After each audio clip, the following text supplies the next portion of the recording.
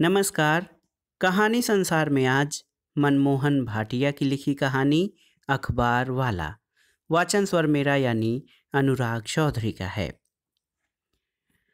College के दिनों में एक बुरी लत लग गई जो आज तक पीछा नहीं छोड़ रही है।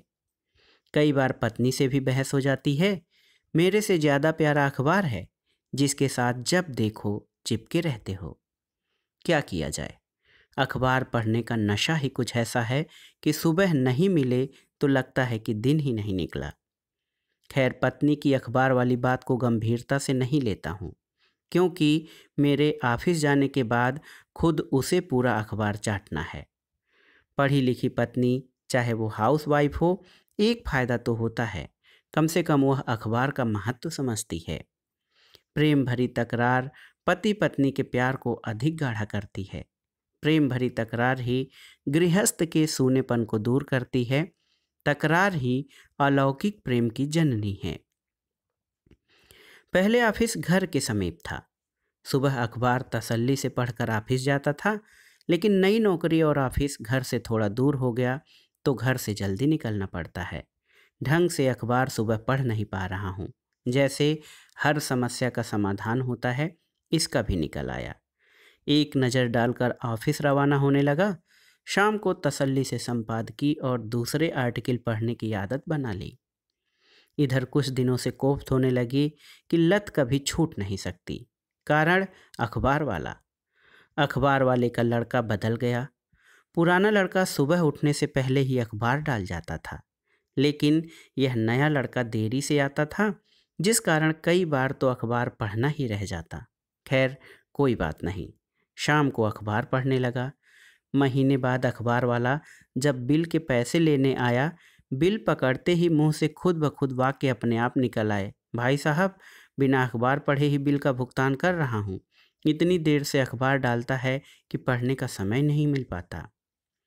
कल से समय पर आ जाएगा, कहकर एजेंसी के मालिक ने तसल्ली दी। वाकई अगले दिन अखबार पहले वाले समय पर आ गया। शिकायत का असर फौरन। सोचने लगा, यह काम पहले करता तो अखबार शाम को पढ़ने की आदत नहीं पड़ती। लेकिन 10-12 दिनों के बाद अखबार का समय फिर से बदल गया, यानी फिर से लेट। यह सिलसिला 20 दिनों तक चला और फिर कुछ दिन जल्दी तो कुछ दिन लेट। यह गुत्थी समझ से परे थी, लेकिन इतना समय नहीं है कि दिमाग में बोझ डालकर गुत्थी सुलझाई जाए। मौसम ने उस दिन करवट बदली। आसमान में काले बादल छाए हुए थे। लंबी गर्मी के बाद मौसम मस्ती के मूड में था। रविवार का दिन। दिल चाहता है कि देर तक सोया जाए, लेकिन बदन में एक ऑटोमेटिक अलार्म फिट है। नींद सुबह के 5 बजे हर रोज की तरह खुल गई। एसी में ठंड लगने लगी। बाहर मौसम ने करवट ले रखी थी। एसी बंद करके खिड़की खोली। एक मस्त हवा का झोंका सुस्त बदन को खोल गया। इतने में पत्नी ने नाराजगी जाहिर करते हुए कहा, यह क्या, खिड़की क्यों खोल दी? आज संडे को क्यों जल्दी उठ गए? संडे को गोली मार। बाहर मस्त मौसम की बहार ने आनंदित कर दिया। चादर में से मुंह निकालकर खिड़की के बाहर मस्त मौसम का जायजा लिया और रॉकेट की रफ्तार से बिस्तर छोड़ बाथरूम में घुस गई। बाथरूम में से आवाज़ लगाई, मॉर्निंग वॉक चलें, मौसम मस्ताना है। नेकी और पूछ, कभी कभी बैसाखी दिवाली पर ही मॉर्निंग वॉक नसीब होती है। सोने पर सुहागा। यह मस्त मौसम, वो भी संडे को। 20 मिनट में कार स्टार्ट की और सीधे जापानी पार्क। पार्क के पास बहुत सारे अखबार वाले बैठे थे। उनको देखकर मुंह से यूं ही निकल पड़ा, यहाँ देखो, अखबार ही अखबार नजर आ रहे हैं। एक हमारा अखबार वाला ग्रेट है, 8 बजे अखबार डालकर जाता है। अरे देखो, अपना अखबार वाला भी बैठा है। हाँ, वही तो अखबार वाला है, कहकर मैंने कार उसके पास रोकी। उसका ध्यान हमारी तरफ आया कि अचानक कौन कार में है जो एकदम उसके पास आकर रुका। हमें देखकर एकदम अटेंशन की मुद्रा में खड़ा हो गया। गुड मॉर्निंग सर जी, मॉर्निंग वॉक करके आए हैं? अखबार घर में डाल दूंगा, आप शौक से मॉर्निंग वॉक कीजिए। अखबार वाले ने सुझाव दिया तो मैंने कहा, अब पकड़ा ही दो, मौसम सुहाना है। बेंच पर बैठकर ठंडी हवा के झोंकों के बीच अखबार पढ़ने का मज़ा भी ले लेंगे। सर जी, अभी एक अखबार की गाड़ी नहीं आई है, वो मैं बाद में घर में डाल दूंगा, कहकर उसने नवभारत टाइम्स पकड़ा दिया। मैंने अखबार, हेलो दिल्ली और क्लासिफाइड अलग अलग पकड़ा दिया। यह देखकर पत्नी ने नाराजगी जाहिर की। यह क्या भैया, अलग अलग पन्ने पकड़ा दिए?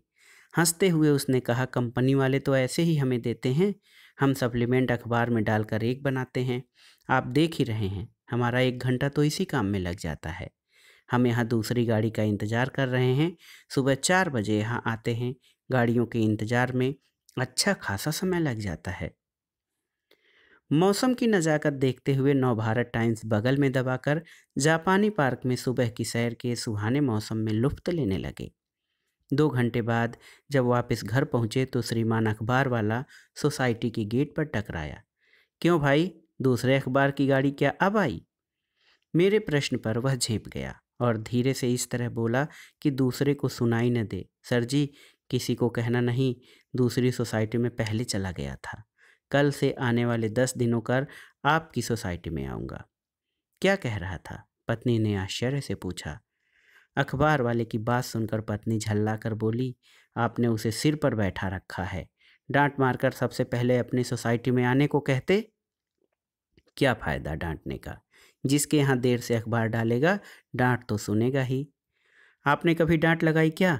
रोज़ देर से आता है, आप ऑफिस चले जाते हो, अखबार सजा हुआ पूरे दिन टेबल पर पड़ा रहता है। बंद कर दो अखबार, बासी अखबार का क्या फ़ायदा? पत्नी ने तो अपनी भड़ास निकाल ली, लेकिन अखबार की लत नहीं छूटी। क्या किसी शराबी ने शराब छोड़ी? क्या सिगरेट बीड़ी पीने वाले ने सिगरेट बीड़ी छोड़ी? नहीं ना। फिर मैं कैसे अखबार छोड़ सकता था? अखबार वाला कभी जल्दी तो कभी देरी से, कभी हमारी सोसाइटी में तो कभी दूसरी सोसाइटी में जल्दी। रोज रोज झगड़ने से क्या फ़ायदा? एक दिन सुबह डोर बेल बजी। दरवाज़ा खोला तो अखबार वाला था। गुड मॉर्निंग सर, लीजिए आपका पेपर।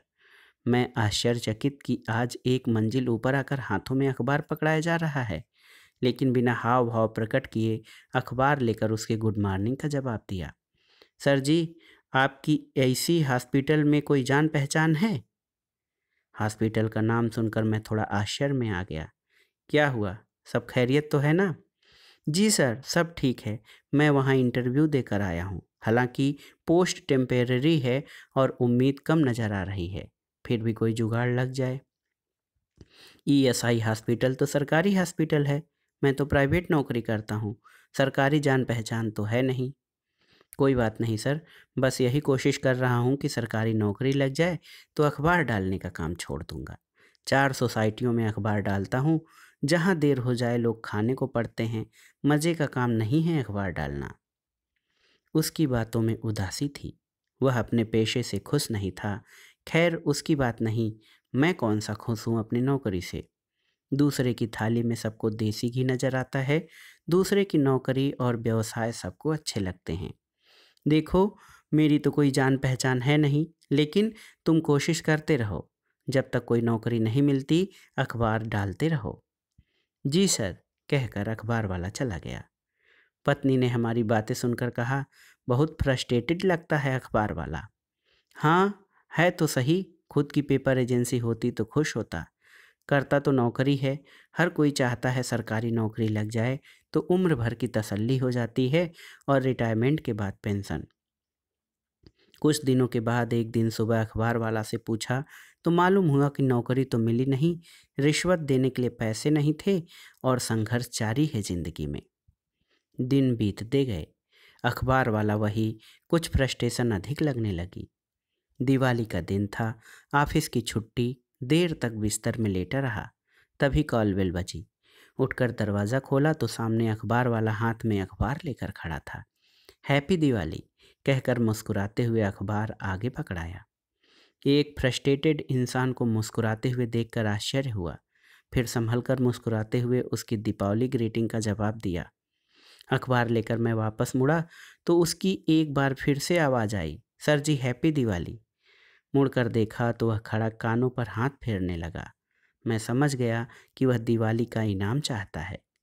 जेब में हाथ डाला तो एक 20 रुपए का नोट उसको दे दिया। 20 रुपए लेकर एक फौजी सैल्यूट मारकर चहकता हुआ चला गया। मैं सोचता रहा कि आज तक किसी अखबार वाले ने कभी दीपावली इनाम नहीं मांगा। यह पहला अखबार वाला था जो देरी से अखबार डालता है और दिवाली इनाम भी ले गया। भाई दूज के दिन वो मुझे मिला और गीली आंखों से डबडबाते हुए कहा, सर जी, आपके और आपके दूसरे नेक आदमियों के दीपावली इनाम की बदौलत आज भाई दूज पर मैं अपनी बहनों को कुछ उपहार दे सकूंगा। दिल्ली शहर की महंगाई ने कमर तोड़ रखी है। बस 2 वक्त की रोटी और रहने की छत नसीब है। आधी कमाई तो घर के किराए में निकल जाती है। भाई दूज के दिन खाली हाथ बहन के घर जाते शर्म आती है। कहते कहते उसकी आंखें भर आई थी। आखिर हमें समाज की मान्यताओं को निभाने के लिए कई समझौते करने पड़ते हैं। जो हम चाहते हैं वो अक्सर नहीं मिलता। उस अखबार वाले की भी यही समस्या थी। सरकारी नौकरी मिली नहीं, निजी नौकरी काम ज़्यादा और वेतन कम। थक हार कर अखबार बांटने का काम न चाहते हुए भी कर रहा था। कोई बात नहीं, संघर्ष ही जिंदगी का दूसरा नाम है।